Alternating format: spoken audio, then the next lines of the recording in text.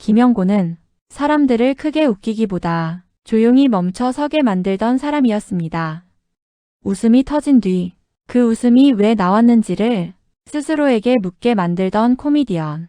그의 이름은 김영곤입니다. 화려한 몸짓도 귀에 꽂히는 유행어도 그의 무기는 아니었습니다. 대신 그는 말을 골랐고 문장을 다듬었고 웃음 속에 질문을 숨겼습니다. 우리는 지금 어디로 가고 있는 걸까? 그 질문을 농담처럼 그러나 결코 가볍지 않게 무대 위에 올려놓았습니다. 사람들은 웃었지만 웃음은 오래 남지 않았고 대신 생각이 남았습니다. 그게 김영곤의 개그였습니다. 누군가는 말했습니다. 너무 어렵다고. 또 누군가는 개그답지 않다고 했죠. 하지만 그는 한 번도 자신의 방향을 바꾸지 않았습니다.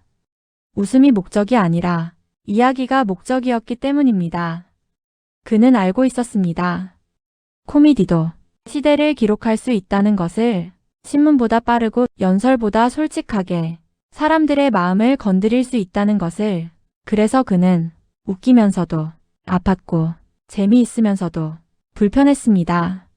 어쩌면 그는 코미디언이 아니라 무대 위에 선 이야기꾼이었는지도 모릅니다. 세상을 향해 조용히 말을 건네던 사람. 그리고 그는 너무 일찍 무대를 내려왔습니다. 2006년 아무 예고도 없이 그의 빈자리는 크게 떠들지 않아도 더 크게 느껴졌습니다. 시간이 흐른 뒤에야 사람들은 말합니다. 그의 말들이 지금에서야 이해된다고. 그때는 웃고 넘겼지만 지금은 가슴에 남는다고. 김영곤의 코미디는 유행이 아니었고 소비되지도 않았습니다. 그래서 지금까지 남아있습니다. 그가 남긴 것은 웃음 몇 개가 아니라 생각하는 습관이었습니다. 웃음 뒤에 한 번쯤 멈춰서는 법. 오늘도 어디선가 그의 무대를 다시 보는 사람이 조용히 고개를 끄덕입니다.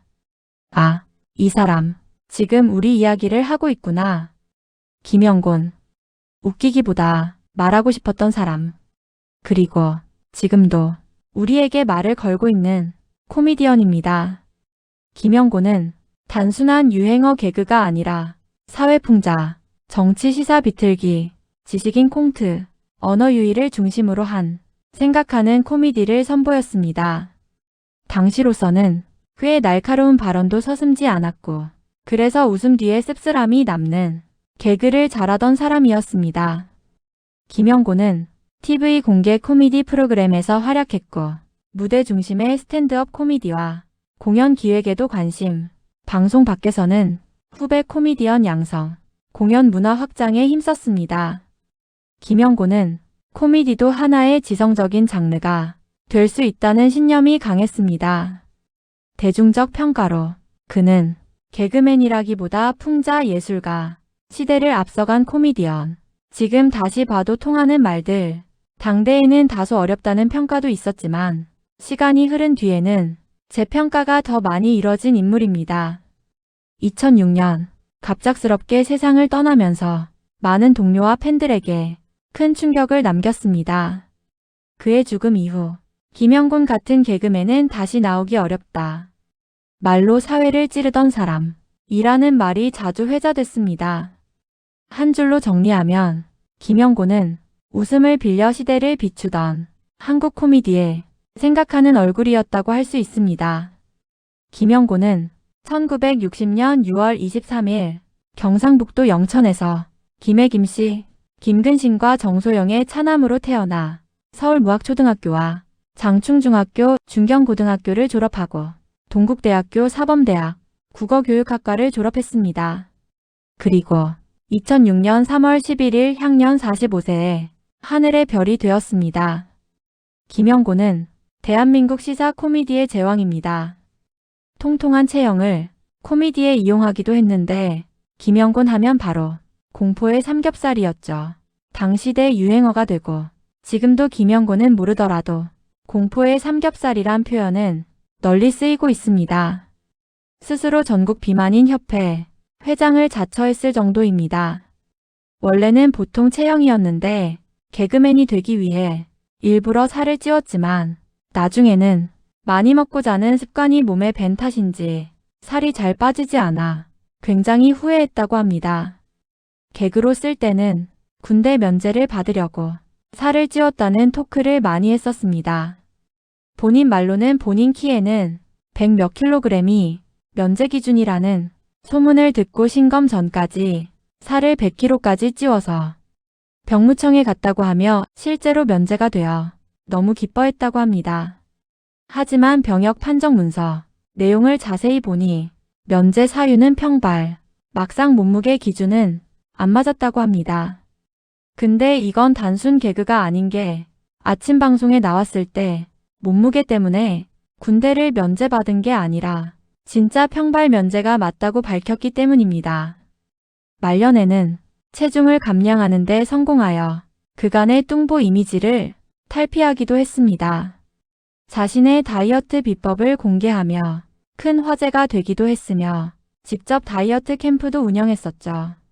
다이어트에 완전히 성공하기 전부터 마지막 방송 출연 당시까지 항상 얘기해왔지만 체중을 추가적으로 더 감량하여 누드를 찍고 싶다고 밝히곤 했었습니다. 직장인들이 누드를 보느라 일을 안 한다며 자신이 나서서 누드를 찍어 직장인들을 눈갱시켜버리고 일을 하게 만들겠다고 한 것이죠. 결론적으로 체중은 앞자리 수치를 찍어 70kg대로 가는 것이 목표임을 밝힌 바가 있으나 얼마 후에 돌연사로 세상을 떠나면서 끝내 이뤄지지 못했습니다. 2001년 12월 당시에 85kg까지 감량한 후 유지하다 말년으로 가면서 요요가 조금 오고 정체된 것이 누드를 찍지 못한 이유인 것도 부정할 수 없는 사실입니다. 의외로 사업에도 소질을 보여서 1998년에 엄영수와 공동으로 뚝배기 곰탕 체인점 곤이랑을 창업하였으며 주식회사 이바네다를 설립하고 프라이드 치킨 브랜드인 쿠쿠스 치킨, 1999년에는 삼겹살 식당인 공포의 삼겹살, 경양식 돈가스 전문점인 돈가스야, 2000년엔 극장 공연 형식의 성격을 가진 패밀리 레스토랑인 하하오를 런칭하여 운영하기도 하였습니다. 그리고 해당 광고에 본인이 직접 출연하기도 하였습니다. 참고로 나중에는 프리미엄 피자 브랜드까지 추가로 런칭하려고 했으나 본인의 방송 출연 스케줄이 너무 바쁜 것도 있고 사업체를 무려 3개씩이나 만들어서 그런지 운영하는데 너무 벅차서 그냥 구상으로만 끝냈지만 다이어트에 성공한 이후인 2003년에 유기농 레스토랑인 들매바다를 운영하여 다시 사업에 손을 쓰기도 했었습니다. 또한 2005년 10월 초에는 생애 유일무이하게 아리랑 축전을 관람하러 평양에 방문한 적도 있었으며 대한민국 연예인 최초로 직접 김일성 동상 앞에서 김일성의 포즈까지 그대로 따라한 역사적인 인증샷까지 남겼었죠. 그렇게 활발히 활동 중이던 2006년 3월 11일 자택 인근인 광진구 자양동에 위치했었던 해피데이 스파에서 운동과 사우나를 한 뒤 화장실에서 용변을 보던 도중 쓰러졌는데 장소가 화장실이라 발견이 늦었습니다. 헬스 트레이너가 발견 당시 화장실 모서리에 머리를 부딪혀 출혈이 심했다고 하며 출동했었던 119 구급대원이 밝힌 바에 따르면 맥박과 호흡 자체가 전혀 없었다고 밝혔습니다. 이후 상술한 해민병원으로 구급차로 이송했으나 끝내 심장마비로 사망했고 사망 원인에 대해 처음에는 심근경색이라는 추론도 있었고 의사들은 화장실에 갑자기 쓰러지는 경우는 뇌동맥류 파열 가능성이 높다고 했지만 구체적인 사망 원인은 공개되지 않았고 돌연사라고만 밝혔습니다. 김영곤의 연결식은 코미디 협회장으로 거행되었으며 여러 코미디 프로에서 김영곤과 호흡을 맞췄던 이용식은 크게 오열했죠.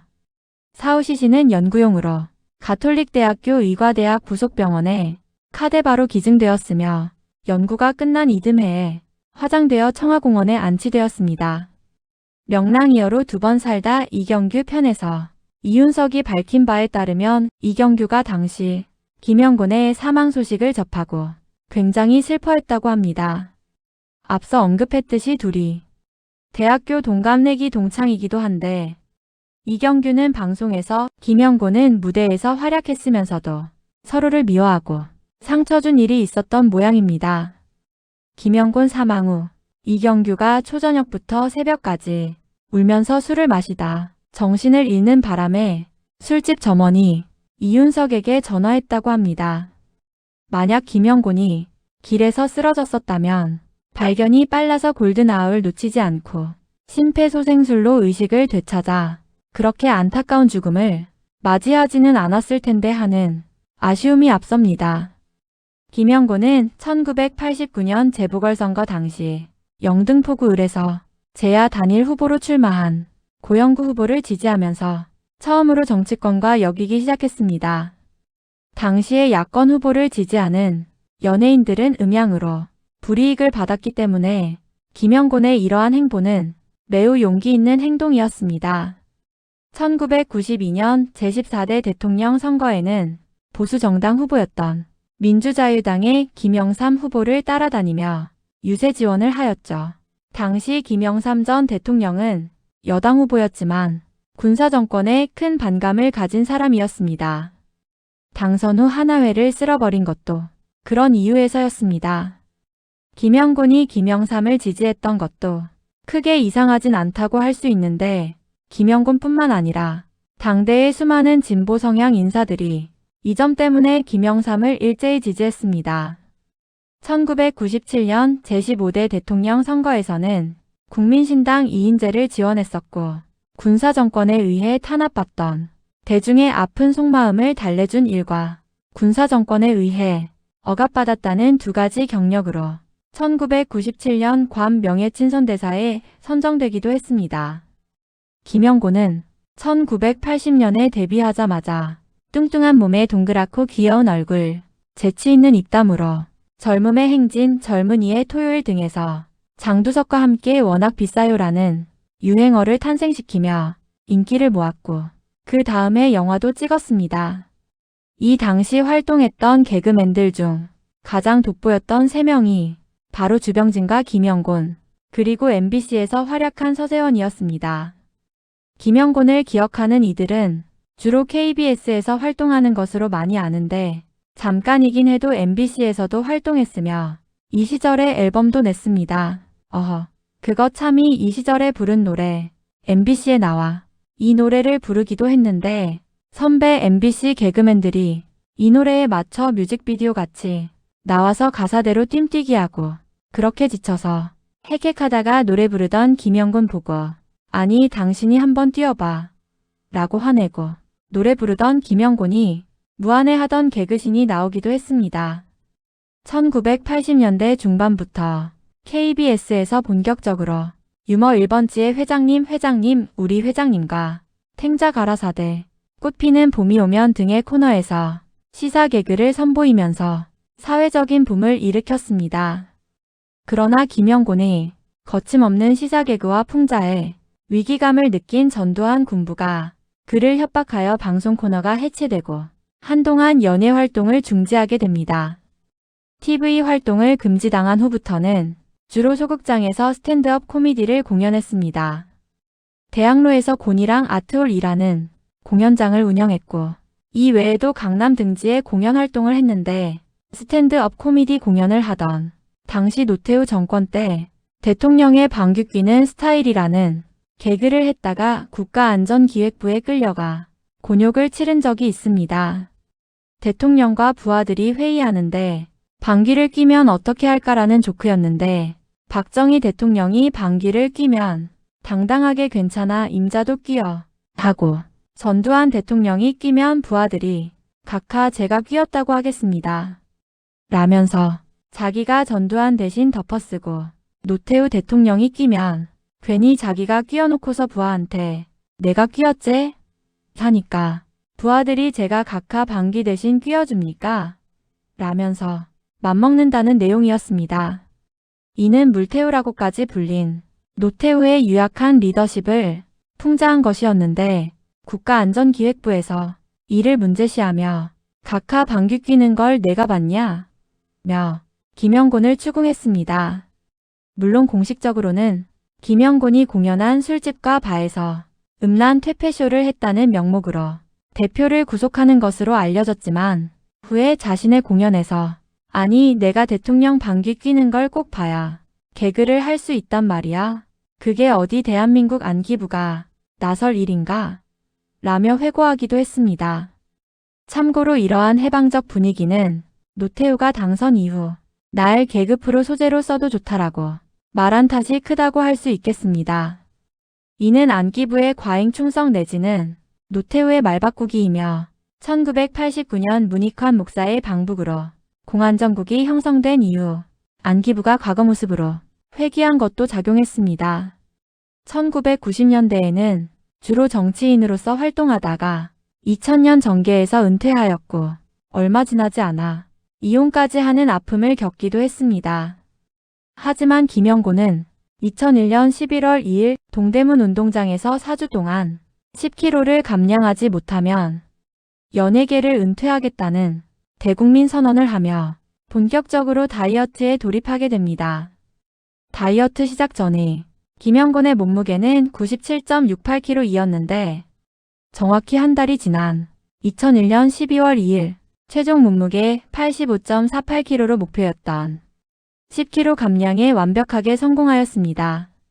체중 자체는 키에 비하면 표준 이상인 수치였지만 체지방률로 따지자면 비만의 기준인 25% 아래인 23.2%로 표준 범위에 들어섰으며 김영곤이 다이어트에 굉장한 노력을 기울였음을 잘 알 수 있습니다.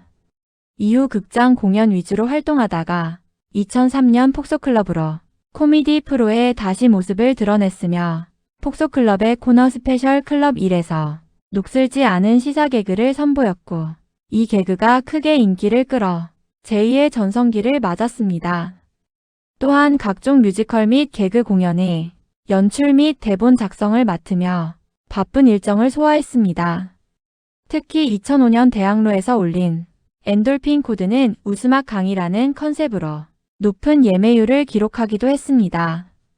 또 저서와 음반 발매를 하기도 했는데 자서전 격인 김영곤의 엔돌핀 코드와 그의 스탠딩 코미디 강의를 모아놓은 김영곤 폭소클럽 시리즈 등이 있습니다. 2006년 3월 30일에는 한국 코미디언 최초로 카네기 홀에서 공연할 예정이었습니다. 만약 요즘 이 시대에 그가 여전히 무대 위에 있었다면 어땠을까요? 아마도 소리를 높이지는 않았을 겁니다. 누군가를 향해 손가락질하지도 않았겠죠. 그저 천천히 웃으며 이렇게 말했을 겁니다. 우린 왜 이렇게 바빠졌을까요? 속도는 빨라졌지만 마음은 더 늦어졌고 말은 넘쳐나지만 진짜 이야기는 점점 사라진 시대. 김영곤은 그 틈을 조용히 바라봤을 겁니다. 아마 그는 조회수를 이야기하지 않았을 겁니다. 대신 이 말이 누군가의 하루를 건드릴 수 있을까를 먼저 생각했겠죠. 젊은이들 앞에서는 가르치려 하지 않았을 겁니다. 나 때는 마리아라는 말 대신 이렇게 웃으며 말했겠죠. 당신들이 틀린 게 아니라 시대가 너무 급한 것일지도 몰라요. 그리고 중년의 우리에게는 이런 말을 남겼을지도 모릅니다. 지나온 세월이 부끄러운 건 아닙니다. 다만 너무 애썼을 뿐이죠. 김영곤의 말은 언제나 편을 가르지 않았습니다. 대신 사람을 바라봤고 사람 사이를 이어주려 했습니다. 그래서 그의 개그에는 적이 없었고 웃음 뒤에는 항상 온기가 남았습니다. 요즘 같은 세상에서 그의 코미디는 어쩌면 더 조용했을지도 모릅니다. 하지만 그래서 더 필요했을 겁니다. 젊음이 소란스러울 때, 나이가 조용히 밀려날 때 김영곤은 무대 위에서 이렇게 말했을 겁니다. 웃어도 됩니다. 하지만 생각은 놓치지 마세요. 그는 우리에게 정답을 주지 않았습니다. 다만 한 번쯤 고개를 들게 했고 한 번쯤 멈춰 서게 했습니다. 그래서 그의 코미디는 나이가 들수록 더 깊어집니다. 젊을 땐 웃고 중년엔 돌아보고 노년엔 고개를 끄덕이게 만드는 말들. 지금 이 순간에도 우리가 그의 이름을 다시 부르는 이유는 아마 그 때문일 겁니다. 김영곤은 과거의 코미디언이 아니라 지금도 유효한 이야기였기 때문입니다. 그는 떠났지만 그의 말은 늙지 않았습니다. 그리고 오늘도 조용히 우리에게 묻고 있습니다. 지금도 당신은 생각하며 웃고 있나요? 내용이 유익하셨다면 구독, 좋아요를 부탁드립니다. 감사합니다. 연예정보 24시 에이나였습니다.